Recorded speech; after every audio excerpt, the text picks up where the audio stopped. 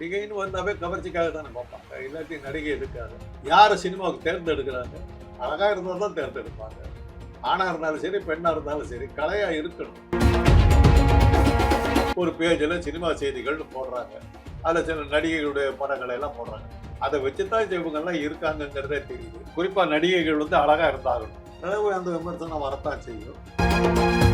இதுக்கு மேல பேசினா நீங்க வந்து பத்திரிகை சுதந்திரத்தில் தலையிடுகிறீர்கள். தமிழ்நாட்டுல எல்லாமே சேஞ்ச் ஆயிடுச்சு. உங்க நகையையும் சேஞ்ச் பண்ணுங்க. உங்க பழைய நகைக்கு கிராமுக்கு 150 ரூபாய் கூடுதலா வாங்கி புது நகை எடுத்துக்கோங்க. அதே கம்மி சேதாரம் தான் உங்க லலிதால மட்டும்தான். சிடாசிஸ் தமிழர் 4.0 அணிகளாய் திரள்வோம், அமைப்பாய் உயர்வோம். ஜூலை 24-25 ஹில்டன், சென்னை. தமிழ் சினிமால யாராவது ஒருத்தர் ஒரு முன்னாடி இடத்துக்கு வராங்க அப்படின்னா இந்த பாடி ஷேமிங் அப்படின்ற விஷயத்த வந்து முன்வைக்கிறாங்க. அந்த மாதிரிதான் குஷ்பு அவர்களுடைய மகள் ஒரு படத்தை வந்து தயாரிச்சிருக்காங்க.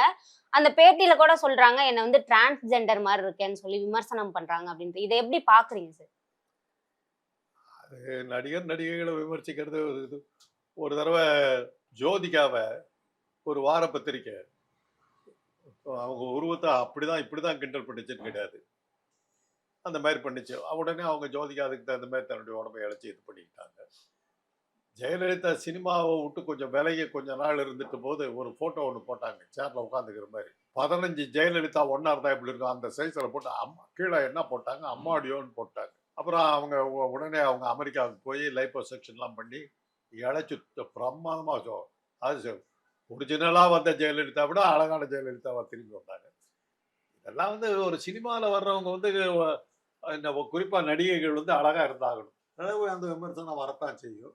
அது இல்லை என்ன வேடிக்கைன்னா, இன்னும் சினிமா இருக்குது, அதை தயாரிக்கிறதுக்கு சில தயாரிப்பாளர்கள் இருக்காங்க, அதை பற்றி எழுதுறதுக்கு பத்திரிகைகள் இருக்குங்கிற விஷயம் இதன் மூலமா எனக்கு தெரிய வந்தது.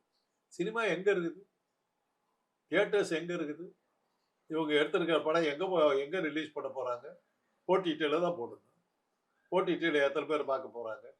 இன்னைக்கு வர வர வார நமக்கு சினிமாவை பத்தி எப்படி தெரியுதுன்னா, தினசரி பத்திரிகைகள்ல ஒரு பேஜ்ல சினிமா செய்திகள்னு போடுறாங்க. அதுல சில நடிகைகளுடைய படங்களை எல்லாம் போடுறாங்க. அதை வச்சுதான் இவங்க எல்லாம் இருக்காங்கிறதே தெரியுது. ஒரு வார பத்திரிகையில வார வாரம் படம் விமர்சனமா எழுதுறாங்க. அதை வச்சுதான் இந்த படம்லாம் வந்துருக்குதுங்கிறதே தெரியுது. மற்றபடி நான் தியேட்டருக்கு போறதெல்லாம் தியேட்டர் இல்லையே. அண்ணா சாலையில எல்ஃபின்ஸ்டன் தியேட்டர்ல ஆரம்பிச்சதுன்னா டி நகர் வரலும் இருக்கும் வரிசையா ஒரு 30-40 தியேட்டர் இருக்குது. இன்னைக்கு எங்க இருக்குது? மொத்த மவுண்ட் ரோடுக்கும் அண்ணா சாலைக்கும் கேசினோ தியேட்டர், தேவி தியேட்டர் 2 தான் தியேட்டரா இருக்கு. சத்ய தியேட்டர் வந்து ஒரு மாலா இருக்கு, அதுல இருந்து படமும் போடுறாங்க. மற்றபடி தியேட்டர் எங்க இருக்கு? தியேட்டர்லாம் போயிடுச்சு. ஓடிடியில பார்த்தாதான் உண்டு. படம் போட்ட அடுத்த நாளே ஓடிடியில வந்து. ஆனா அதை பத்தி கவலைப்பட வேண்டியதில்லை. அதை பத்தி இதுவே இந்த செய்தியே வந்து அந்த படத்துக்கு ஒரு விளம்பரமாக இருக்கு. அப்படிதான் இல்லாட்டி போனா அதை பத்தி யார் கவலைப்பட்டு போறாங்க? இல்ல அம்மா முகஜாடையும் இல்ல, அப்பா முகஜாடையும் இல்ல, ரொம்பவே டிஃப்ரெண்டா இருக்காங்க. குண்டா இருக்கும் போது ஒரு விமர்சனம் சொல்றாங்க, இப்ப வந்து ஏன் இந்த மாதிரியான விமர்சனம் சொல்லணும்னு சொல்றாங்களே சார்? அது பத்திரிகை எழுதுறது வந்து நீங்க வந்து நம்ம ஒண்ணும் சொல்ல முடியாது. அது இதுக்கு மேல பேசினா நீங்க வந்து பத்திரிகை சுதந்திரத்தில் தலையிடுகிறீர்கள், என்ன பண்ண முடியும்? பத்திரிகையில வர்றதெல்லாம் நம்ம செய்தியா வர்றதை வந்து தடுக்கிறதுக்கு நமக்கு வழி இல்லை. இப்போ எங்க காலத்துல மிக அற்புதமான நடிகையா இருந்தாங்க. வருஷம் 16 நிறைய அந்த மாதிரி படங்கள்லாம் பிரமாதமான நடிகர். அதெல்லாம் ஒண்ணு சொல்லப்போன அந்த மைக்கேல் மதன காமராஜன்ல பூந்து விளையாடுவாங்க, கமலுக்கு ஈக்குவலா நிற்பாங்க. நல்ல நடிகை இது பண்ணிடுங்க. அதனால அதுக்கு மேல என்ன சொல்றது? நடிகை எப்படி இருக்கணுமோ அந்த மாதிரி நடிகைக்கான இலக்கணம் பூரா அவங்க கிட்ட இருந்து அதை நடிச்சாங்க. அது அந்த தீவிரம் அவங்க மேல ரசிப்பு தன்னுடைய தீவிரம் வந்து அவருக்கு கோயில் கட்டதா சொல்லி செய்தியெல்லாம் போட்டாங்க. இன்னைக்கு வந்து அந்த கோயில் எங்க இருக்குதுன்னு யாருக்கும் தெரியாது. அது அதுல என்ன பிரதிஷ்டை பண்ணாங்கிறது யாருக்கும் தெரியாது. செய்தி ரூபமா தான் அது வந்து இதோடைய அந்த கோயில் இது வந்து ஒரு போட்டோ கூட யாரும் போட்டதில்லை. அளவு உண்மையாரோ பொய்யாங்கிறது தெரியாது. அந்த அளவு பாப்புலர். இப்போ இந்த பாடி ஷேமிங்ன்ற ஒரு விஷயத்த சினிமால முன் வைக்கிறாங்கல்ல, கருப்பா இருக்காங்க, கலையா இல்ல, ஒவ்வொருத்தருக்கான ஒரு குற்றச்சாட்டை பாடி ஷேமிங். ஏன்னா ரீசெண்டா கௌரி கிஷன் அவங்களுக்கு கூட குண்டாங்க இருக்காங்க, உங்களோட வெயிட் எவ்வளவு அப்படின்னு சொல்லிட்டு பொது வெளியில பத்திரிகையில கூட வந்துச்சுல்ல சார். இப்போ தமிழ் சினிமால நடிகைகளை பாடி ஷேமிங் அந்த மாதிரிதான் கவர்ச்சிக்காக தான் பாக்குறாங்களா? நடிகைன்னு வந்தாவே கவர்ச்சிக்காக தானே பார்ப்பாங்க, இல்லாட்டி நடிகை எதுக்காக? ஏன் எங்க இருக்கிற பொண்ணுகளை போடுறாங்க? கவர்ச்சியா இருக்கணுங்கிறதுக்கு தான் போடுறாங்க. ஔவையார் மாதிரி படங்கள்ல தான் அவங்க கிழவிகளை போடுவாங்க. மற்றபடி கதாநாயகிங்கிறது உலகம் முழுவதும் யாரை போடுவாங்க? எங்க யாரை சினிமாவுக்கு தேர்ந்தெடுக்கிறாங்க? அழகா இருந்தால் தான் தேர்ந்தெடுப்பாங்க. ஆணா இருந்தாலும் சரி, பெண்ணா இருந்தாலும் சரி, கலையா இருக்கணும். ஒரு காலத்துல கோடம்பாக்கத்துல ஆம்பளையா இருக்கிற நடிக்க வரணும்னாக்க சுருட்ட முடி இருக்கணும். சுருட்ட முடியலன்னா கோடம்பாக்கம் பிரிட்ஜே தாண்ட முடியாது. உங்களுக்கு இடமே கிடையாது. காதலிக்க நேரமில்லை படத்துல ரவிச்சந்திரன் ஒரு நடிகர் வந்தார்.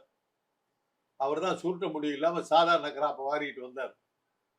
நாங்க படத்தை பார்த்து ஆச்சரியப்பட்டு போயிட்டோம். அட, சுருட்ட முடி இல்லாம கூட ஒரு ஆள் ஹீரோவா நடிக்க முடியுமான்னு ரவிச்சந்திரனை பார்த்தா நாங்க தெரிஞ்சுட்டோம். அதுக்கு மேல ஜெய்சங்கர் அவங்க சுருட்ட முடி இல்லாம வந்தோம். அந்த காலத்துல இதே மீசை வச்சிருக்கணும், சுருட்ட முடியோட இருக்கணும். சுருட்ட முடி இருந்தா தான் சினிமாவுக்கு வரணும். ஒரு பிரபல நடிகருக்கு சுருட்ட முடியும் கிடையாது. அவர் ராண்டார்ஸ்ன்னு ஒருத்தர் இருந்தாங்க. அப்போ ஒரு ஆங்கிலோ இந்தியன் பியூட்டிக் பார்லர் இருந்தது. அவங்க இதில் ரொம்ப ஃபேமஸ். இந்த மாதிரி கோரப்புல் நாட்டை கோர முடியா இருக்கவங்களுக்கெல்லாம் சுருட்ட முடி பண்ணுறவங்க மவுண்ட் ரோட்டில் வச்சுருந்தாங்க. அவங்கக்கிட்ட தான் இவங்கெல்லாம் சுருட்ட முடி பண்ணிட்டு போவாங்க. அது மாதிரி பண்ணிட்டு சினிமாவில் நடிக்கிறதுனா சுருட்ட முடி வேணுங்கிறது ஒரு காலத்தில் இருந்தது. இன்றைக்கி சுருட்ட முடி இருந்தாக்கா அதை ஸ்ட்ரைட்டன் பண்ணிக்கிற நிலைமைக்கு போயிட்டாங்க. சுருட்ட முடி இன்னைக்கு நெகட்டிவ். காலகாலத்துக்கு ஒவ்வொரு வித்தியாசம் இருக்குது. இன்னைக்கு சினிமா இல்லை. யார் நடிக்கிறாங்க, யார் போனாங்க வந்தாங்கன்னு தெரியாது. இன்னைக்கு கூட ஒரு பத்திரிகையில் ஒரு பக்கம் பூரா சினிமா செய்தி போட்டிருந்தாங்க.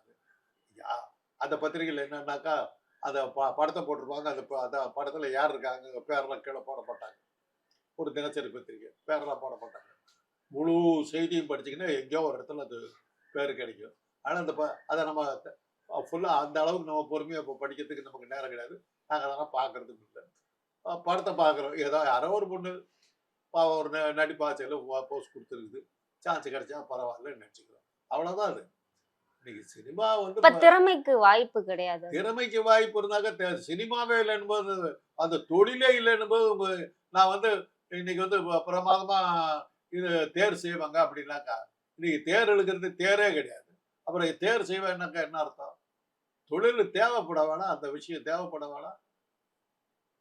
ஆனால் தேவை இருந்தால் தான் அந்த தொழிலுக்கு வேலை இருக்கும். இன்னைக்கு சினிமா இல்லை, சினிமாவுக்கு ஒரு நடிகர் சீரியலுக்கு போங்க. இன்னைக்கு சீரியல் தான் உனக்கு சினிமாவை முடிக்கிட்டு சீரியல் வந்துருச்சு. சீரியலுக்கு போங்க, சீரியல்ல போய் உங்க இதை காட்டுங்க. சீரியல்ல அழகு கவர்ச்சி எல்லாம் மார்க்கெட் போனாதான் சீரியல் சைடுக்கே வராங்களே நிறைய. இனிமே அப்படி இல்லை. சீரியல்ல படம் கிடைக்க இல்லைன்னா தான் சினிமாவுக்கே போக முடியும். அது மாதிரி மாறி போச்சு. இன்னைக்கு இப்போ பாருங்க, என் மனைவியை சாயந்தரம் ஏதாவது சினிமா போகலாமான்னு கேட்டாக்கா, இல்லை இல்லை அந்த சீரியல்ல இன்னைக்கு முக்கியமான சீன் வருது, அதனால் இன்னொரு நாள் பார்த்துக்கலாங்க. சினிமாவுக்கு பெண்கள் வர்றதில்லை, ஃபுல் டைம் சீரியலில் பார்க்குறாங்க. உங்களுக்கு சினிமாவுக்கு இப்போ முக்கியமான ரசிகர்கள் பெண்கள் தான். அன்னைக்கு எடுத்து பார்த்தீங்கன்னா தமிழ் படங்கள் பூராமே பெண்களை அட்ராக்ட் பண்ணுற மாதிரி தான் எடுத்தாங்க. மாதர்குல மாணிக்கம், மணாளி மங்கையின் பாக்கியம், இப்போ இப்போ இப்படி தான் படங்கள்லாம் எடுத்துக்கிட்டு இருந்தாங்க. பெண்களை பேஸ் பண்ணி தான் படம் எடுத்தாங்க. அன்னை நாணை இப்படி எல்லாம் தான் படம் எடுத்துக்கிட்டு. இன்னைக்கு அந்த பெண் ரசிகர்கள் இல்லை, அவங்கெல்லாம் சீரியலில் பார்த்துட்டாங்க. சீரியல் டைமில் போய் வீட்டில் போய் பேசி பாருங்க, உங்ககிட்ட பேசக்கூட மாட்டாங்க. இரு முக்கியமான சரி பார்த்து அப்புறம் பேசுகிறேன். அந்த அளவுக்கு சீரியல் உள்ளே வந்துருச்சு. நானே கொஞ்சம் வீட்டில் உட்காந்துக்கிறதுனால பார்த்துக்கிட்டு உட்காந்துட்டு. அதனால் சீரியல் சினிமாவை சீரியல் முழுங்கிடுச்சு. எப்படி அந்த காலத்தில் தெருக்கூத்தை நாடகம் ஒழிச்சு கட்டுச்சு, நாடகத்தை சினிமா ஒழிச்சு கட்டுச்சு. சினிமாவுக்கு அப்புறம் இது 70mm அது இதெல்லாம் வர வர வர வர வர பிளாக் அண்ட் ஒயிட் படமெல்லாம் காலியாச்சு, கலர் படமாக போச்சு. கலர் படத்துலேருந்து சினிமாஸ்கோப் படம், 70mm படமெல்லாம் வந்துக்கிட்டாரு. கடைசியில் இன்னைக்கு சீரியல் வந்ததுக்கு பிறகு எப்படி ஹாலிவுட் நாசமாக போச்சோ அதே கதை தான். ஹாலிவுட் அப்படி தான் ஆச்சு. டிவியில் சீரியல் வர ஆரம்பித்தோன்னா ஹாலிவுட் கம்ப்ளீட்டாக காலியாச்சு. ஆங்கில படங்கள் அதோட காலி. அதே தான் இங்கே நடக்கும். உலகம் முழுவதும் இன்னைக்கு சினிமா கிடையாது. ஆங்கில படங்கள் இல்லை, எந்த நாட்டிலுமே படங்கள் இல்லை. இன்னைக்கு பாருங்களேன், இன்னைக்கு இசையமைப்பாளர்கள் இவங்கெல்லாம் என்ன பண்ணிட்டு இருக்காங்க, உட்காந்துட்டு கச்சேரி கூட அவங்களுக்கு வாய்ப்பு இல்லை. ஆனால் ஒரு சினிமா அழிஞ்சதுல என்ன மாதிரி சினிமாவை ரெகுலராக பார்த்துட்டு இருந்தவங்க எங்களுக்கெல்லாம் பெரிய ஒருத்தர். டான்ஸ் இருந்தது, பாட்டு இருந்தது, நடிப்பு இருந்தது, செட்டிங்ஸ் போடுறவங்க இருந்தாங்க, ஸ்டண்ட் மாஸ்டர்ஸ் இருந்தாங்க, எடிட்டிங் இருந்தது, கேமரா இருந்தது, இவ்வளவு வேலை இருந்தது, எல்லாம் போச்சு. நீ புதுப்பாட்டு கேட்கணுன்னாக்க நமக்கு வாய்ப்பு இல்லை, ஏன்னா இசை இல்லை. புது பாட்டு போட்டுட்டு இருக்காங்களே சார். எங்க இதுக்காக உட்காந்து தேட வேண்டியது. ஒரு சினிமாவில் போட்டாக்கா அந்த அடுத்த நிமிஷம் பாப்புலரா இருக்கும். இன்னைக்கு அதெல்லாம் இல்லாம போயிடுச்சு. சினிமா போடுறது என்ன மாதிரி அந்த காலத்து ஆசாமிகளுக்கு எல்லாம் அது பெரிய வருத்தம் தான். ஆனா ரெண்டாவது இப்போ சினிமா போட்டாலும் போறதுக்கு என்னால முடியும். தியேட்டர்ல டிக்கெட்டை நான் சாதாரணமாக வச்சிருந்தாங்க. அந்த இன்டர்வெல் வந்து அந்த பாப்கார்ன் சாப்பிடலான்னாக்கா 100 ரூபா 200 ரூபான்னாங்க. உள்ளே போனாக்கா 2000 ரூபா இல்லாமல் உள்ளே சினிமாவுக்கு போக முடியாதுங்கிற அளவுக்கு படு காஸ்ட்லியாக போச்சு. அதனுடைய விளைவு தான் சினிமா 2 வகையில் அடிச்சது. ஒன்று, பார்க்கறதுக்கு இந்த இவ்வளோ காஸ்ட்லியாக போனதுனால படத்துக்கு போகிறதுக்கு ஆள் இல்லை. சீரியல் வந்ததுனால சீரியல் வந்து சினிமாவை தொடச்சி எடுத்துகிட்டு போயிடுச்சு. ஆக இன்னைக்கு சினிமா இல்லை. அதனால் இந்த இப்போ நீங்கள் சொல்கிறீங்களா, உங்களுக்கு சொல்கிறேன், வருத்தப்படாதீங்க. ஓடிடியில் வருது, அதனால அவங்க அது வந்து நல்லா இருந்தாலும் நல்லா இல்லைன்னாலும் ஓடிடியில் பார்த்துருவாங்க, கவலைப்படாது. இப்போ இந்த நெப்போ கிட்ஸ் அப்படின்னு சொல்றாங்கல்ல சார், அதாவது அம்மா அப்பா வந்து திரை பிரபலங்களா இருக்கனால அவங்களோட பையன் பொண்ணுக்கெல்லாம் ஈஸியாவே வாய்ப்பு கிடைக்குது, அதை வச்சுட்டு அவங்க வந்து தைரியமா என்ன வேணாலும் பேசிக்கிறாங்க அப்படின்னு சொல்றாங்களா சார், அதை எப்படி பாக்குறீங்க? ஈஸியாக வாய்ப்பு கிடைக்கும், நிலைச்சே நிற்க முடியாது. பாரதி ராஜா யாரையோ நடிகராக்குனார், அவர் மகன் நடிகனாக்க முடியல. அவருடைய பெரிய தோல்வி இல்லை, அதுதான் அவருடைய மரணத்துக்கு காரணமாக இருந்தது. அந்த பையனுடைய மரணத்துக்கு அதுதான் காரணமாக. அட்ரஸ் இல்லை. பாண்டியன் போன்ற நடிகர்கள் எல்லாம் வந்து ஹீரோவா வரும்போது அவங்களோட பல மடங்கு நல்லா இருந்த மனோஜால வர முடியலையே. ஒரு நடிகருக்கு மகனாக இருக்கிறதுனாலே அரசியலில் கூட அதே தான். அரசியல்லையும் சினிமாலையும் உங்களுக்கு அதிர்ஷ்டம் இருந்தாலுடைய நீங்க வர முடியாது. அரசியலில் நீங்க உங்க மகனை கொண்டு வந்து நிக்க வைக்கலாம், ஆனா அந்த சக்சஸ் ஆகணும். அரசியலில் மக்கள் ஏத்துக்கணும். அதனால் ஏற்றுக்கலைனாக்கா நீங்கள் ஒன்றும் பண்ண முடியாது. உங்களுக்கு விளம்பரம் கொடுக்கறதுக்கு ஒரு ஏதோ ஒரு பத்திரிக்கை பிடிச்சிங்கன்னா உங்களுக்கு ஃபுல் டைம் நல்லா விளம்பரம் கொடுத்துருவாங்க. மக்கள் மத்தியில் எடுபடுவீங்களாங்கிறது அரசியல்லையும் சினிமாவும் உங்களுக்கு அதிர்ஷ்டம் இருக்கணும்.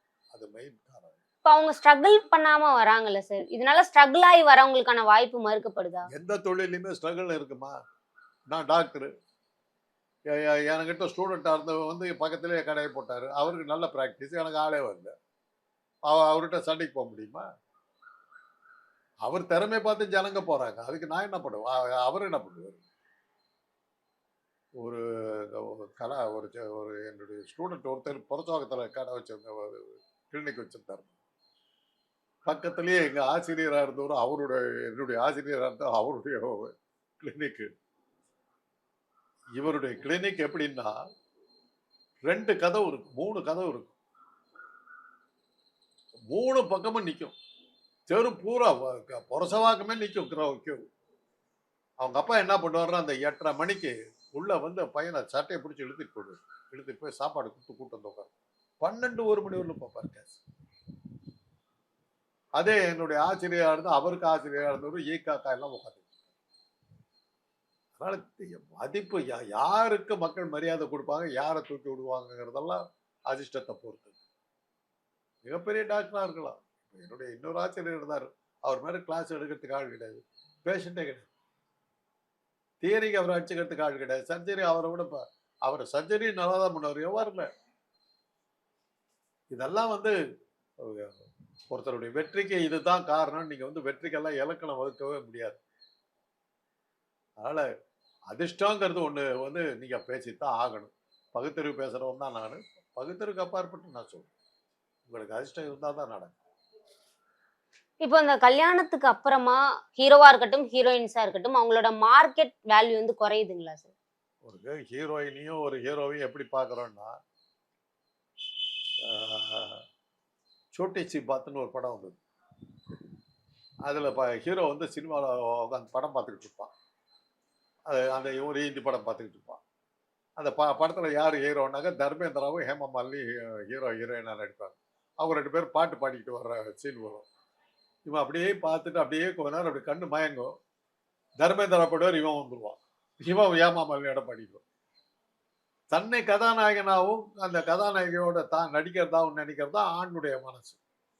அதே மாதிரி தன்னை கதாநாயகியாகவும் அந்த ஹீரோ வந்து தனக்கு ஹீரோவாக இருக்கிறதா, அந்த மாதிரி நம்மளால முடியாதெல்லாம் அவங்க அந்த படத்தில் செய்கிறாங்கிறது தான் நம்ம போய் படத்தில் பார்க்குறோம். எவ்வளோ அழகா ஆடுறா, அவள் அதை பார்க்கறதுக்கு போகிறோம். எவ்வளோ பிரமாதம் சண்டை போடுறான், அதுக்காக போகிறோம். அதனால் நம்மளால் முடியாத எவனோ ஒருத்தங்க யாரோ ஒருத்தர் செய்கிறாங்கங்கிறது தான் சினிமாவினுடைய அட்ராக்ஷனுக்கு நாடகங்களுடைய அட்ராக்ஷனுக்கு காரணம். அதனால் ஒரு அளவுக்கு அழகாகவும் ஒரு அளவுக்கு கண்ணுக்கு குளிர்ச்சியாகவும் இருக்கவங்க தான் வர முடியும். ஓரளவு நடிப்பு திறமை இருந்தவங்க தான் வர முடியும். இதுக்கெல்லாம் இதுதான் காரணம், இதெல்லாம் சொல்லிட்டு இருக்க முடியாது. நீங்கள் அதுக்காக வருத்தப்படுறதெல்லாம் அர்த்தம் இல்லை.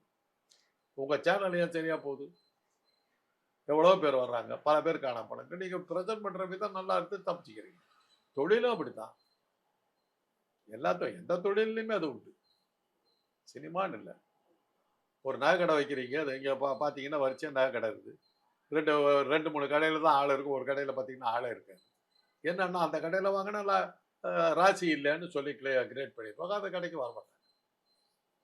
படங்கள் போறதா அப்படி எடுத்துக்கலாமா சார்? அப்படித்தான், என்ன தடா எடுத்திருக்கான்னா முடிஞ்சு போச்சு, அவ்வளோ.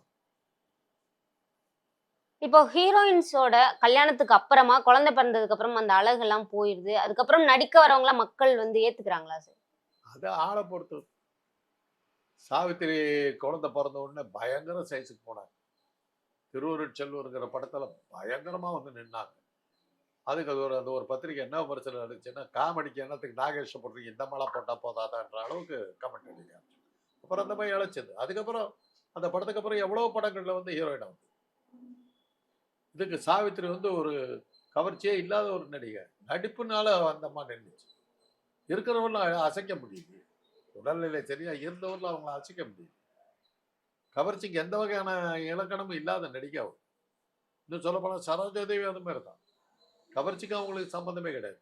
ஆனால் ஹீரோயினா எம்ஜிஆருக்கு அவங்க தான் இருந்தாங்க, ஜெமினிக்கு அவங்க தான் இருந்தாங்க, சிவாஜிக்கு அவங்க தான் இருந்தாங்க, ஜெய்சங்கர் வரலும் போயிட்டாங்க. அதெல்லாம் ஆளை பொறுத்தது, ராசியை பொறுத்தது. தொடர்ந்து பேசுவோம் சார். இதுவரை எங்களுடன் பல்வேறு கருத்துக்களை பகிர்ந்தமைக்கு நன்றி. தமிழ்நாட்டுல எல்லாமே சேஞ்ச் ஆயிடுச்சு. உங்க நகையையும் சேஞ்ச் பண்ணுங்க. உங்க பழைய நகைக்கு கிராமுக்கு 150 ரூபாய் கூடுதலா வாங்கி புது நகை எடுத்துக்கோங்க. அதே கம்மி சேதாரம் தான் உங்க லலிதால மட்டும்தான். சிட்டாசிஸ் தமிழர் 4.0 அணிகளாய் திரள்வோம், அமைப்பாய் உயர்வோம். ஜூலை 24-25 ஹில்டன், சென்னை.